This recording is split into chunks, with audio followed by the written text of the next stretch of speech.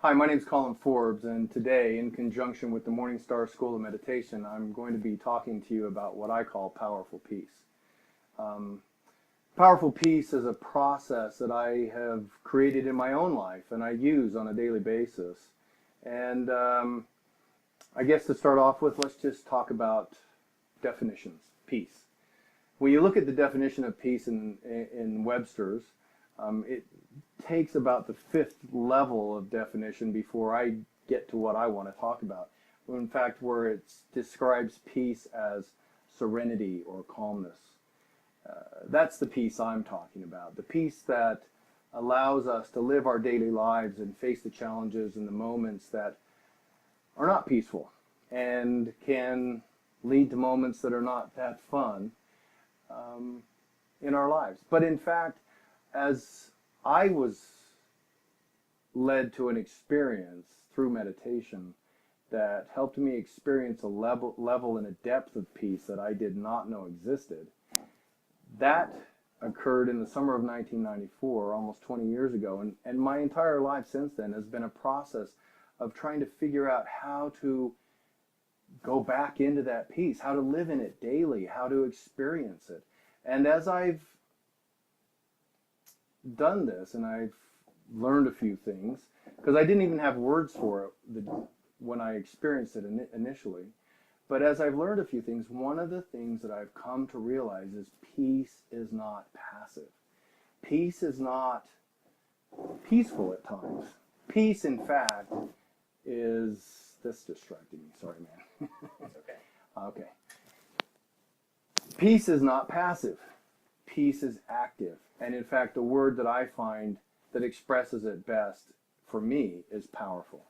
Peace, true peace, is powerful. It has this depth, this inertia to it, that it can be in places where there's chaos, where there's upset, where there's anger, where there's pain, where there's suffering.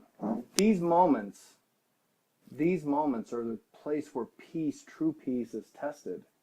And if you have the ability to develop that within your own inner being, you can walk through this world gracefully, joyfully, and in powerful peace. The way I ended up in front of this camera is a direct result of meditation. And for a Westerner born in 1960, it's not typical that you would have been exposed to that very early in life. But in fact, I was initiated into transcendental meditation through a very strange series of events at the age of 13. My father, who was a Maori, a native of New Zealand, was a superintendent of a girls' reform school in the state of Nevada. I grew up in a very small town in southern Nevada, and in the early 1970s, transcendental meditation was kind of a buzzword. People were talking about how it can bring peace. And Dad was an open-minded guy. He was willing to give anything a shot, and he got a grant from the state of Nevada to offer initiation into transcendental meditation to any of these delinquent girls who wanted to take advantage of it. Well, he brought the instructors, the teachers straight from the Maharishi's ashram. They came into the school, and the list to sign up from the girls was not very long, very full. There weren't a lot of delinquent girls who were into or wanting to gain peace. So he had the instructors there, and Dad just said, look, you guys, we're going to initiate ourselves into transcendental meditation. So my mom, my dad, myself, I'm the oldest of 7 children, and one or two of my siblings, we all went through this 2-day process where we were initiated into transcendental meditation. And from a child's perspective, or from a young man's perspective who was raised in a fairly active religious home, Judeo-Christian based, words, Sanskrit words, mantras, incense, these were all very strange moments for me. And for the most part, I blocked a lot of it as this is just weird. But at one point, one of the instructors made a statement that affected me profoundly. And I remember to this day that moment where they stated that they were talking about the physiological benefits of meditation, which are well documented. Time Magazine has run articles, Newsweek, they've all seen the benefits physiologically of meditation. It's one of the reasons why Fortune 500 companies are now implementing meditation practices or instruction in their employees' human resources offerings. Physiologically, meditation helps you feel better and be healthier. But this instructor made this statement that with 20 to 30 minutes of focused meditation, you gain the benefit of 2 to 3 hours of deep sleep. As a preteen, that was awesome. You can not only cram your homework, but now you can cram your sleep. I took them on their word, and I believed it. And all throughout high school and college, I practiced using my mantra that was given me in the ceremony they perform, and I practiced meditation. Now, I never considered it a spiritual practice. That was the thing. I had my religion. That was my spiritual practice. TM was just the way, Transcendental Meditation, they call it TM for short. It was just the way that I crammed my sleep. And so, no kidding, I'd stay out till 1 or 2 in the morning doing whatever guys do at that, when you're out messing around with friends. Get up in the morning at 6 a.m., 30 minutes of meditation, off I go. Once I got married, I didn't practice my TM anymore. In fact, for some reason, it just kind of fell by the wayside. I got married in 1984, and for the next 10 years, went through some experiences that were very challenging. And just to lay out a few, my wife and I planned to have a large family. We got our first pregnancy with twins. One of our twins died within 17 days from congenital heart defect. Until you hold a child and witness death, it's profound. And I was not peaceful during that time, I might say. From there, we ended up having 2 more children. And in 1993, the summer of 1993, we found out that our 2 sons, my oldest, who was 8 at the time, and my youngest, who was 3, were both carriers of a genetic defect called Fragile X. Basically, it causes cognitive defect, is what they say, but it's mental retardation is how I grew up calling it. And it turns out that it's a genetic defect that was passed through my wife's family, and we found out that the carriers in the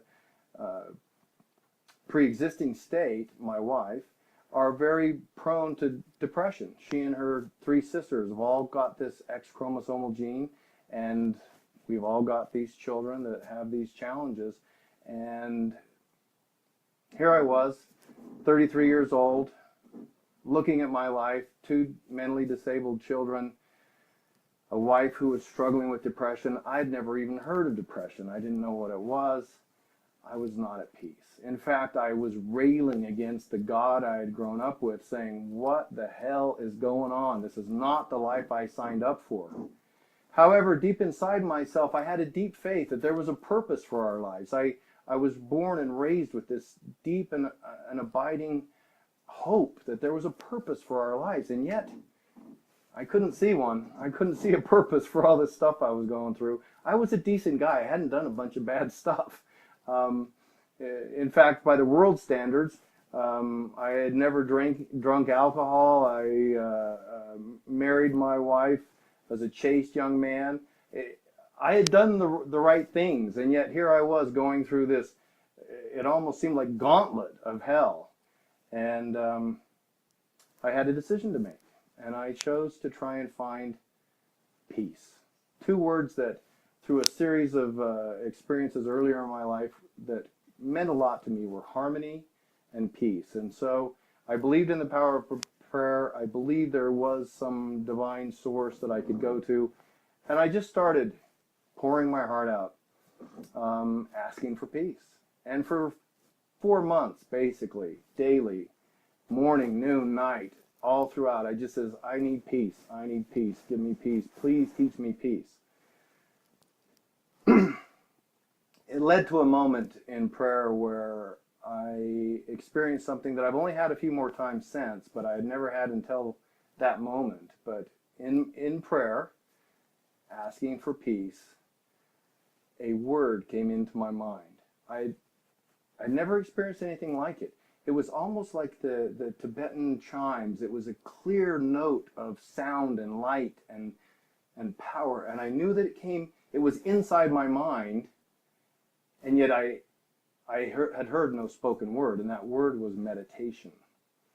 Now, for someone raised in the Western cultures of the time, that seemed strange to me. Even though I had experience with transcendental meditation, as I said, I did not consider it to be a spiritual practice. It was a physiological rejuvenation. Well, with that answer, I decided, well, there it is, meditation. I got to go figure this out. And it just so happened at work. By the way, I was a CPA. I'm a very left-brained, structured guy in the box kind of person at this time. I was probably more than anything what you'd call a type A personality. Worked for the largest international CPA firm, very competitive in sports and active. Meditation was not something that was going to be very typical for a guy like me. It just so happened at work, I had left the CPA firm and was working for a public company, a public manufacturing company. We had a guy in the shipping department who was one of these guys you'll know who I'm talking about.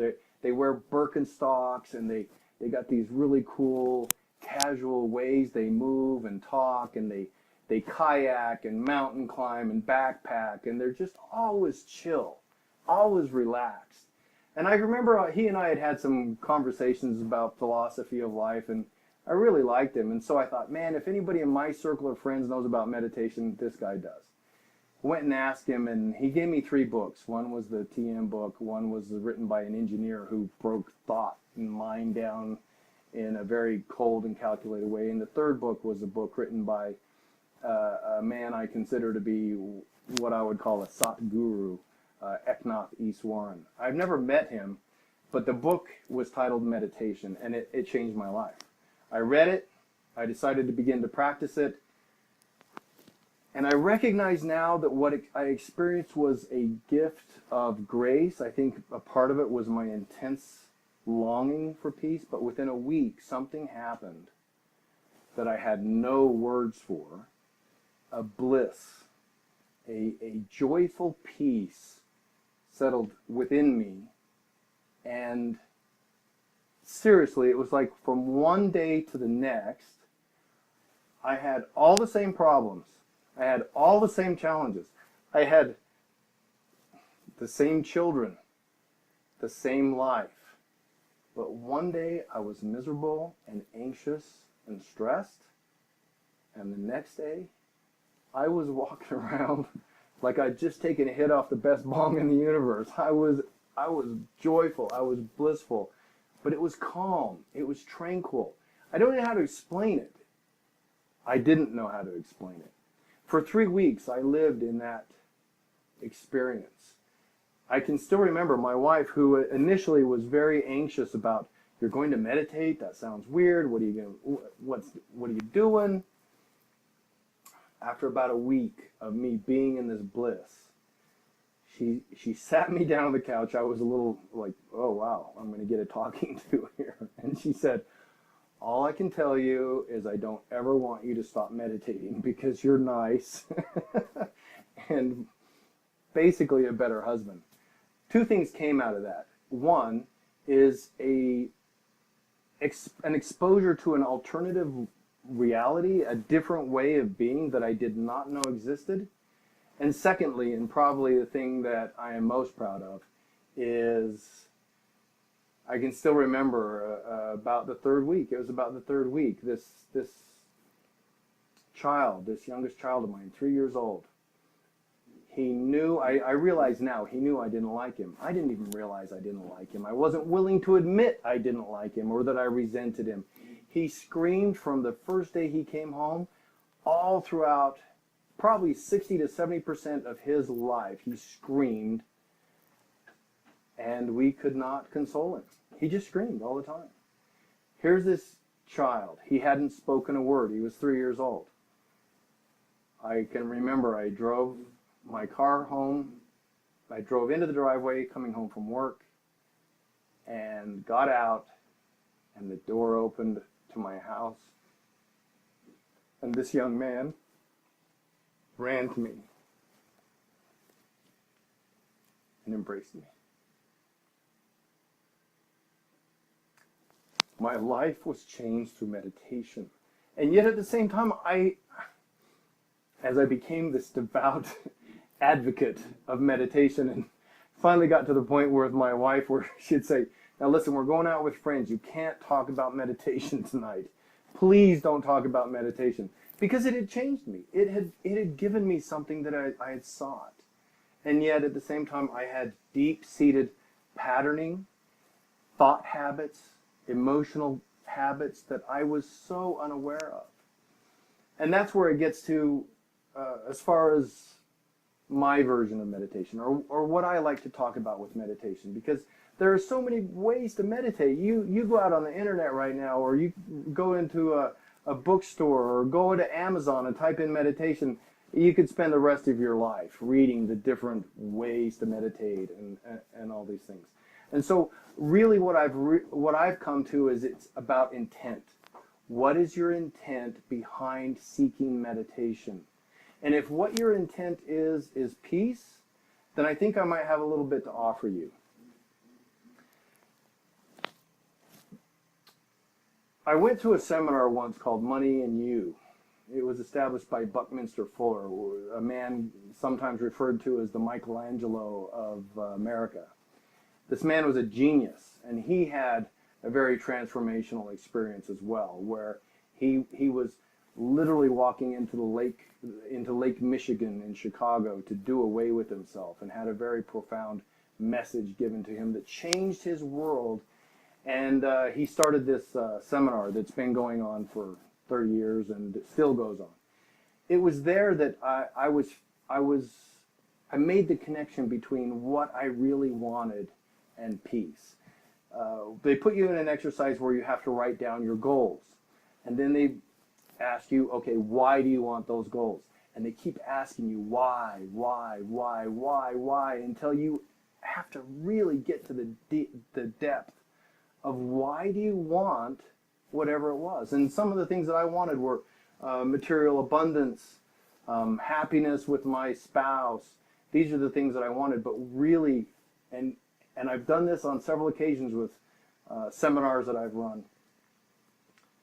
When it's all said and done, you want those things because they bring you peace of mind. That's what everybody wants. If you could come in your home at night and feel stress-free, calm, happy, joyful, if you could do those things, you would have peace of mind. And there are so few people in this world who dwell in that peace. So, when you're talking about meditation, at least from my perspective, you really have to get straight with what is your purpose? What is the purpose behind your seeking meditation? I'd like to quote right now, let me just refer to Eknath Easwaran. This is what he calls, or how he explains meditation. It is the systematic technique for taking hold of and concentrating to the utmost degree our latent mental power. It consists of training the mind, especially attention and will, so that we can set forth from the surface level of consciousness and journey to the very depths. So here's the thing. In this space, when I experienced this, I wanted that more than anything I wanted in the world. And for the next 5 years, I kind of went off my rocker, you could say, and I sought every way I could to try and get back to that peace. Unfortunately, the peace ended the day I started to demand that my wife meditate. That moment is one that I will regret for life, because what's good for me must be good for others, right? And especially you who lives with me. The day I started to pressure her to meditate, that peace went right out the window and I started chasing it. And for the next 5 years, I sought the guru who was going to ding me in the third eye and put me into nirvana. Now, I didn't even have that vocabulary at the time, but I started searching, and I returned to my indigenous roots. I went to New Zealand, started learning more about the traditional spirituality of the Maori people, ended up in Australia with one of my uncles who was friends with the Aboriginal of the Year at the time, and walked through the Aboriginal purification smoke. I sold my house and quit my job and went to southern Utah, the deserts of southern Utah, which, by the way, are fantastic places for meditation. My wife stayed with me through all this. For one entire year, I did nothing but purification ceremony, or sweat lodge, you call it, with a Native American shaman in southern Utah. We hosted ceremony for people from all over the world. I was intently seeking that peace, and ultimately, here's where I've come to, friends. It's a personal responsibility that must be processed within. The powerful peace is in you. It is your destiny. It is your heritage. It is who you were born to be, and it is the way we were meant to live. And it is only through the patterns of thought and feeling that have been handed down to us culturally in our world that has led us away from our true selves. And so I've identified a few basic fundamentals for focusing our minds, focusing in this peace, that I'd like to share with you now, and then we'll talk about a couple of ways that you can actually meditate. First and foremost, I've been exposed to multiple belief systems now. I was initiated into several different traditions of meditation, and like I said, studied and worked with indigenous beliefs. Through it all, I've identified three main factors that I believe are key, no matter what your spiritual tradition is, because I really, really feel that your spiritual tradition is a process intended to help you get into the powerful peace. But too many times we can get lost in the relationships or the rules or the whatever it is. So the three main things that I feel that your spiritual tradition provides for you, or if you don't have one, what you need to seek out and find for truth in and of yourself are these. Number one, there is an intelligence that has brought us into this experience called life. I've heard it spoken of that the idea that this earth could be created and appear as it is with the structure and the beauty and the mathematical precision that nature lives in, the idea that it just manifested accidentally is like walking in the Sahara Desert and finding a watch that just built itself out of the sand. And I agree with that. In fact, the greatest physicists of our time, some of the greatest physicists of our time, Albert Einstein, Max Planck, take for example, Max Planck had just won the Nobel Prize for science, and he made the statement in his acceptance speech that there is a matrix of mind that everything is built upon. In fact, he made the statement that there is no matter as such. It's all energy, which if you contemplate Einstein's E equals mc squared, it's really what it is. And in fact, quantum mechanics, quantum physics, if you've watched some of the movies that are out and about now, we are simply energy, and we are energy in a matrix of intelligence that has created this place. That is number one. There must be some intelligence which underlies or which underlines the fact that there is a purpose for what you're doing right now in your life. There's a purpose. Number two, you are energy. In fact, do this. If I say to you, where are you? Well, I'm right here, Colin. No, that's your body. Where are you? So I'll just do the exercise. I'm right here, this is my body, but when I look out into the world, my perspective is such that I kind of feel like the me that runs the show, that moves my fingers and thinks my thoughts and talks to people, it feels like it's kind of a little bit above my ears and maybe a little bit above my eyes, but it's right in the middle of my head. There's this thing that feels like, from my perspective, that's the me, and that me is what I'm going to propose to you, is a divine spark. It is an intelligence that thinks and feels and experiences, and this body is nothing more than a vehicle for us to experience those things with. So you being that piece of energy, one of the laws of relativity are that energy cannot be destroyed or created. That piece of you that's in there looking at life is eternal and immortal. And it's important for this powerful peace concept for you to feel that about yourself. It's important for you to understand that you've been around forever and you will still be, because it takes away a lot of the fear of death, which is the number one fear. The fear of death drives people to be and act in ways that are just not becoming at times. So it's the acceptance of that eternal energy that is you, and the fact that you're going to go on and on and on. It's important for you to feel peace when faced with those moments of either witnessing the death of a loved one or facing your own mortality. So here we have, there's an intelligent mind that is the matrix of all of this creation.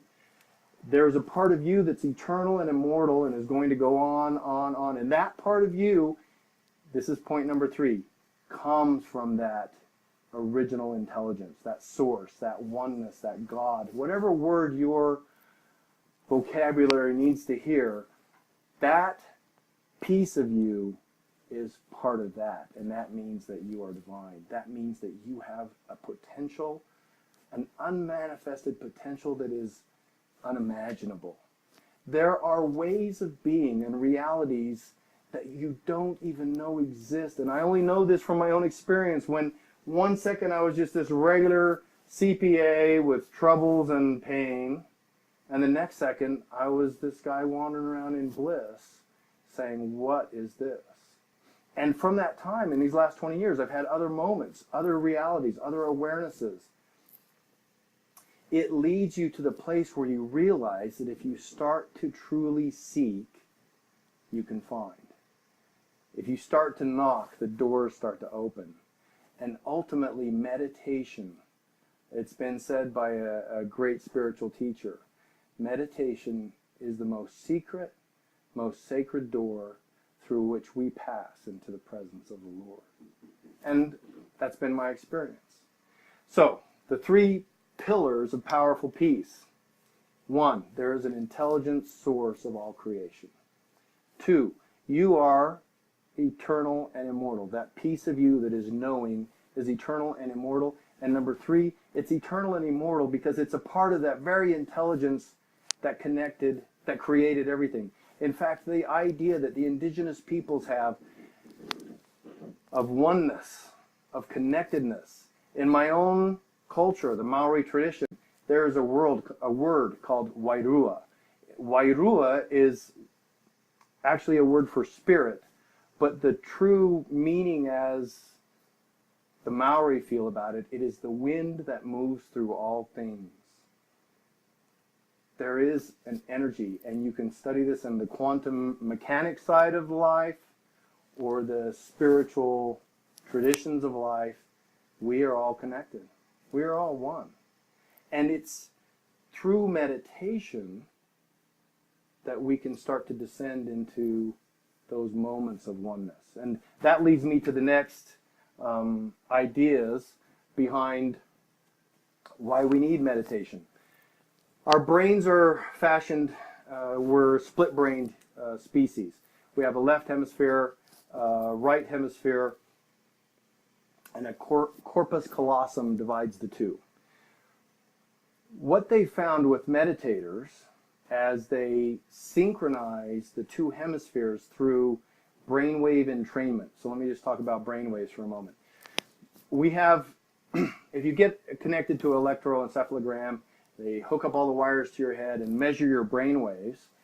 They've identified 4 waves or ranges that they've named. Beta is the waking state. As soon as you open your eyes, you're immediately in beta. There's no way to get around it. It's from 13 hertz to about 30 hertz. Now, it can go higher depending on your rage or upset. But for a typical human, if you get hooked up to one of these machines, they will measure 13 to 30 hertz.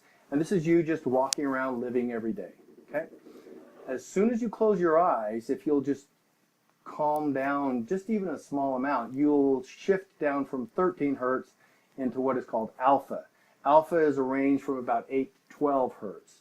And alpha goes from a range of a daydreamy kind of state. You just close your eyes, you're feeling good, you take a couple breaths, to that state where you've just woken up.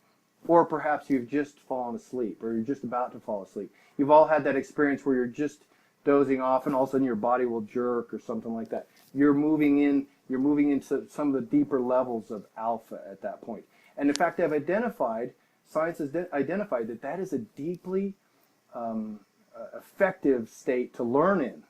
If you can move into that state and receive some kind of instructional method at that time, your mind is opened enough to where you can really learn quickly in the alpha state. From alpha, from 4 to 8 hertz, you move to theta. Theta is measured at REM sleep, and we all need that. We all need that state every day. If you stop people from experiencing REM sleep on a consistent basis over in a very short amount of time, they will begin to exhibit psychotic behavior. It's not healthy.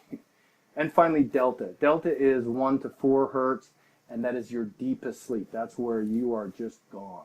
Okay. Now, the reason I started talking about brainwave entrainment is that what they found is that when you start to measure these brainwaves for long-time meditators, they have found that there is a synchronicity that begins to happen between the two hemispheres of the brain.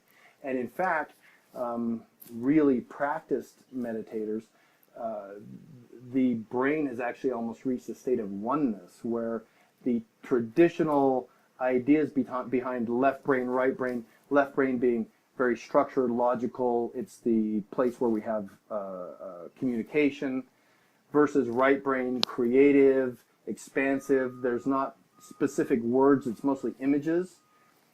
Those two hemispheres begin to integrate and you become whole.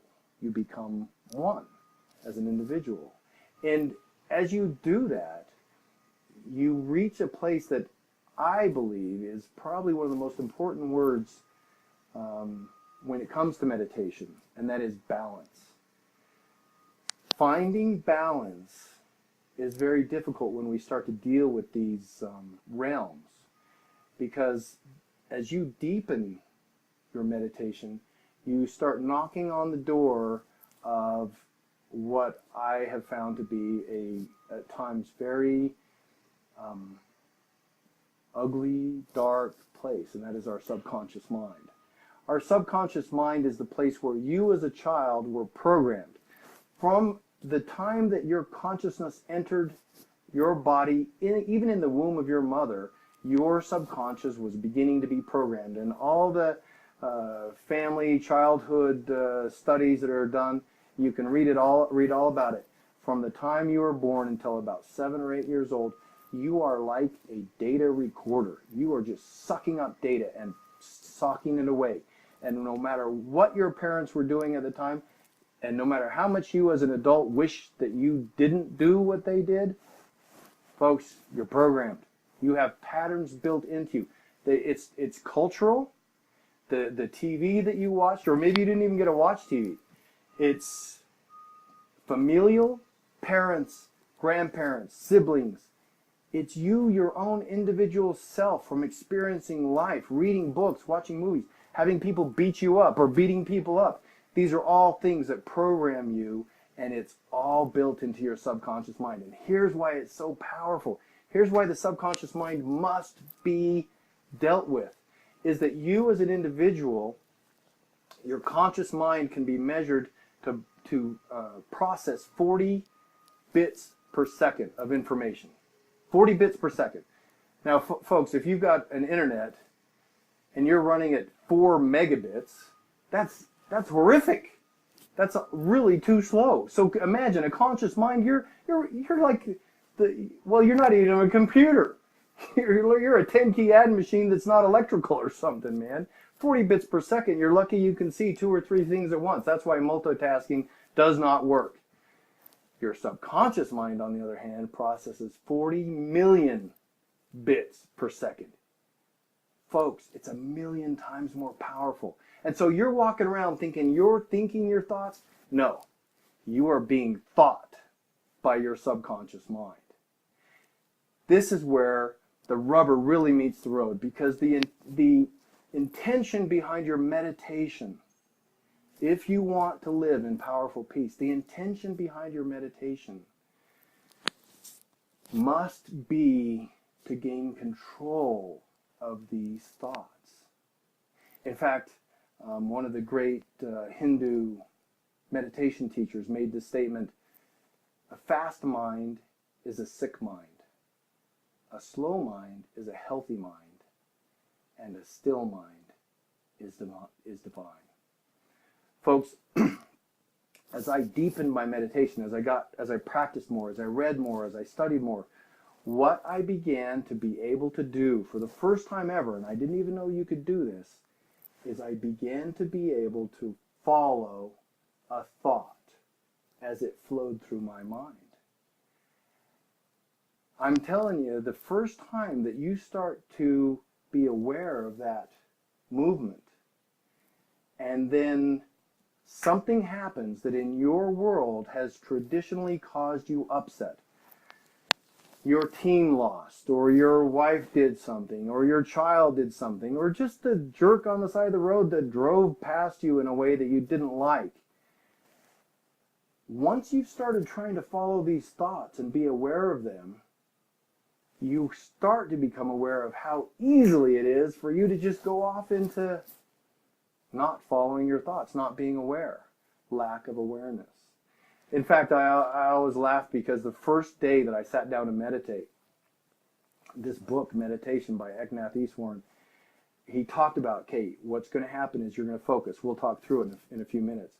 But you're going to focus on this passage, this inspirational passage. You're going to memorize it and focus on it. I sat down in my kitchen, 5 in the morning, started to go through the passage, and my refrigerator turned on. Folks, I'm telling you what, you don't ever think about the fact that a refrigerator is loud, but it's freaking loud. And so the next thing you know, I'm thinking about this loud refrigerator.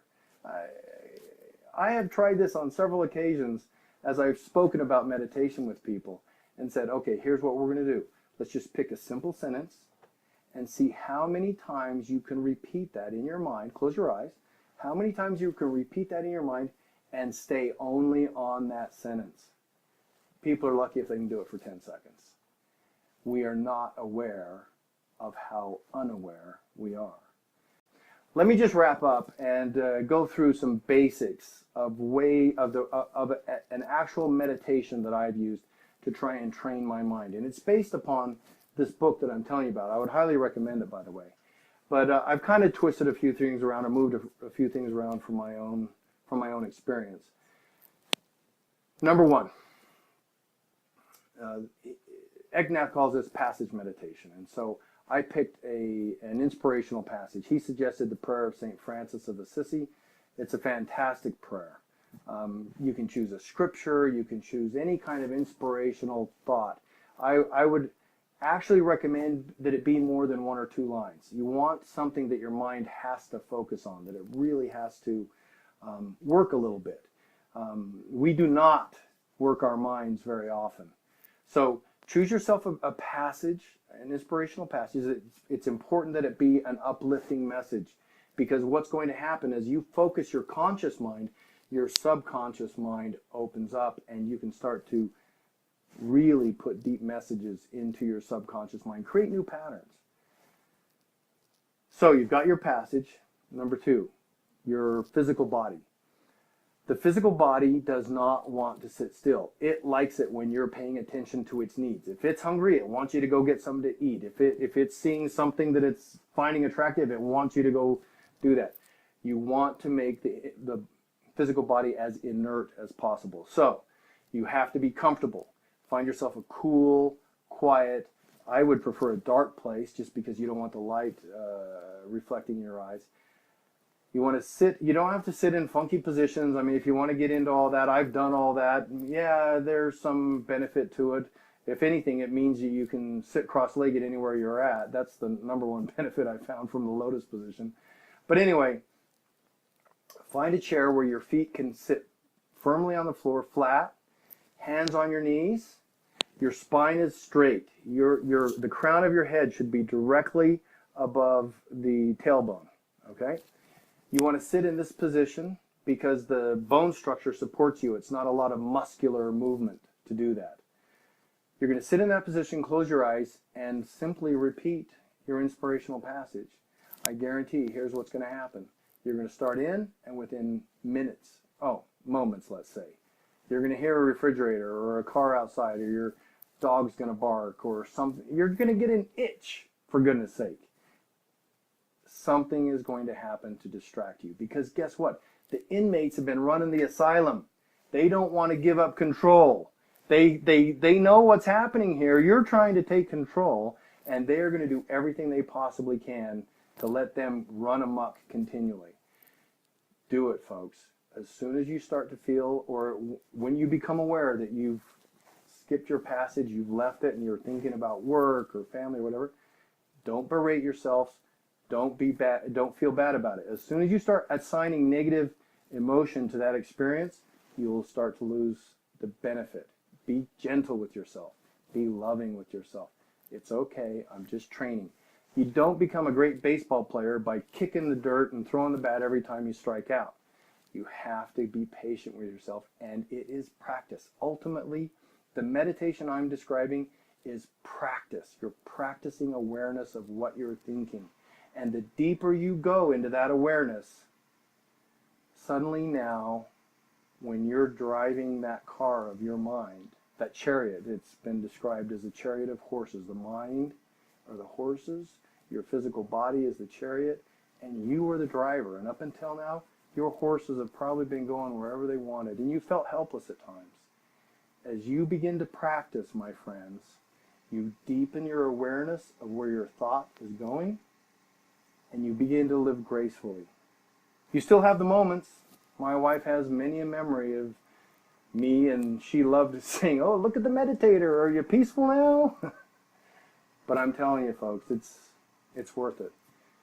Find the method that suits your needs. There are so many methods, but what I call powerful peace. It's powerful, it's about peace, and it's about learning to control your attention and will and focusing it in that inner space that brings you to powerful peace.